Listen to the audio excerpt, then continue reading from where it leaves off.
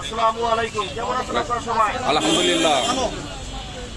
আপনারা অবগত আছেন আমরা সরকারি প্রাথমিক বিদ্যালয়ে সহকারী শিক্ষক নিয়োগ 2023 তৃতীয় ধাপ ঢাকা ও চট্টগ্রাম বিভাগ 2023 সালে একটা সার্কুলার প্রকাশিত হয়েছিল। গত 2024 সালের 29শে মার্চ লিখিত পরীক্ষা সম্পূর্ণ হয়। বিভিন্ন চড়াই উতরাই পার হয়ে 2024 সালের 31 অক্টোবর চূড়ান্ত রেজাল্ট প্রকাশিত হয়। কিন্তু কোটার ভিত্তিতে সে রেজাল্টটা প্রকাশিত হয়েছিল। রেজাল্টের প্রতি আমরা অসন্তুষ্ট ছিলাম। অসন্তুষ্ট থাকার পরে আমাদের পক্ষ থেকে মেধার ভিত্তিতে রেজাল্ট পাওয়ার জন্য আমাদের কিছু ভাই বোনেরা 151 জন মহামান্য সুপ্রিম কোর্টে একটি আপিল করেছিল। তো আপনারা সবাই অবগত আছেন 2025 সালে সে আপিলের প্রেক্ষাপটে 93% মেধার ভিত্তিতে একটি রায় প্রকাশিত হয়েছিল। সে রায়টা যে কোনো কারণে খারিজ হয়ে গিয়েছে।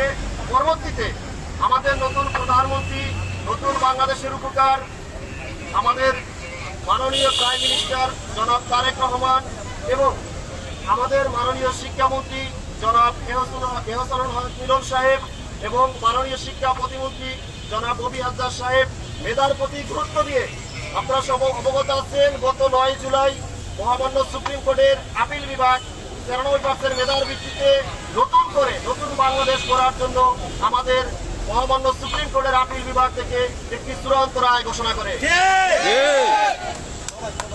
আমরা সেই সুপ্রিম কোর্টের আপিল বিভাগের প্রতি শ্রদ্ধাশীল এবং সম্মান জানাই।